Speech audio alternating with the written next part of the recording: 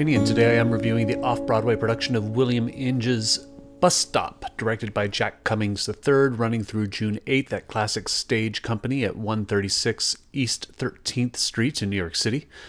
Pull into my Patreon page for a spell where you can, for as little as $1 a month, support my work here, as well as my classic cinema podcast, Yesterday's Matinee. Patrons get early access to the latest episode, as well as preview reviews of the reviews posted here. Thank you to my current patrons, especially my Neo and Hamilton tier patrons, and welcome to the new ones. Links to my Patreon and podcast pages will be in the description.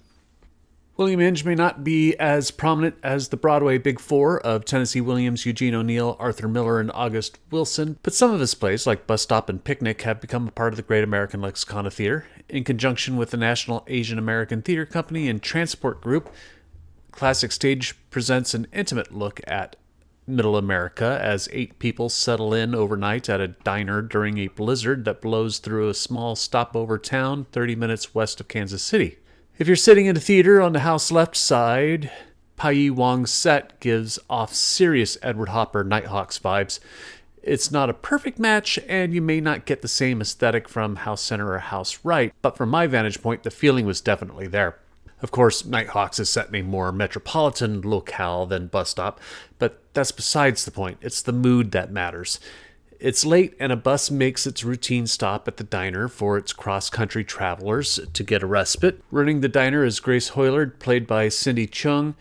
With her is Elma Duckworth, played by Delphi Borich. The bus driver, Carl, played by David Shea, is a regular and is very familiar with Grace. His passengers this night include the lecherous Dr. Gerald Lyman, played by Rajesh Bose, nightclub performer Cherie, played by Midori Francis, and Cowboys Bo Decker, played by Michael Sue Rosen, and Virgil Blessing, played by Moses Villarama. It would be easy to write off Inge's Bus Stop as problematic or misogynistic in its portrayal of the naive Elma or the emotionally broken Cherie, but that would be a disservice to the reality of the characters. Sometimes I think it's easier for us to judge characters like them from our more privileged liberal perspectives, to say Inge should have made Elma smarter or Cherie stronger, but would it have been honest in 1955 Kansas? I lived in Kansas for 3 years in the late 1990s, and I'll be straight with you all, not much had changed. There are young women who are just like these two there now, who would be just as gullible or desperate and fall victim to the predation of the men in their lives. In that sense, watching this play now in 2025, the somewhat intended happy ending carries with it a bitter note. That is the evolution of theater, for better or worse.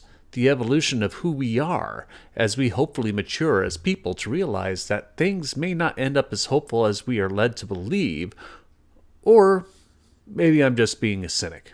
Regardless, as the bus patrons hunker down overnight at the diner for the storm to pass and the roads to clear, the elder Dr. Lyman slowly works on seducing the innocent Elma to go to Topeka with him. Meanwhile, Cherie attempts to ward off the unwanted advances of Bo, who forced her onto the bus in the first place with the intention of marrying her. Cherie enlists the help of local Sheriff Will Masters, played by David Lee Huynh, to protect her from being taken to Wyoming against her will. Virgil, meanwhile, attempts to keep the peace between Bo and the other patrons. Cummings, along with his stellar cast, captures the disparate emotions that awash the stage. Desperation, destitution, sweetness, passion, and humor fill the stage as the characters are all trapped together to deal with the immediateness of their feelings. Not all resolutions may be to your liking, but that's the nature of the world, isn't it? Some lessons are learned, some are not. Some are still in process as the play ends, and characters make their decisions as to where they are and where they intend to go. And it's up to the audience after the fact to determine whether or not they agree with these choices. As I said, the cast is stellar. Francis and Sue Rosen are explosive together on stage as Cherie and Bo. Francis gives Cherie a delicate quality filled with uncertainty and despair, while Sue Rosen fills Bo with ignorant bravado. Borich gives Elma a tender innocence that is both adorable and pitiable. It's easy to want to just hate the perverted Dr. Lyman, but Bose gives the role layers that make him a sadly pathetic character as well, beyond just his sleaziness. The foundation of the play, though, rests in the performances of Cindy Cheung and David Shea, who both are the emotional core of Inge's play. They ground the piece in a world-weary humanity for Grace and Carl that Elsa, Bo, and Cherie have not the years to cash in on yet. Villarama's Virgil gets it, as he is a bit older than Bo, and Villarama's performance carries a subtleness that most will miss as more of the dynamic action happens away from him. When Grace and Carl go off stage for a significant time in a play, it becomes apparent how much their wisdom is missed as the younger people are left to their own devices or their own inexperienced decision-making. At this point, there are some watching who may be wondering how an all-Asian cast works for a play set in historically white middle America. Frankly, it doesn't matter to me. The problems and experiences these characters are going through are universal, and race doesn't play a factor into it. There may be some Asian audience members who may find a deeper connection to the play because of the representation, and that is great. I support that. This is a play that is about as American as it gets, hitting on the truths about America and its people regardless of race. I mean, this play could just as easily have been set in a small town outside of San Francisco or a small town outside of Atlanta. It's all the same. I mean, these characters all maintain a familiarity that any audience across the country should be able to relate with. I think Bus Stop is just as relevant today as it was when it premiered in 1955. It's an honest portrayal of the sometimes innocent and desperate lives that are pursued by people who had wronged them.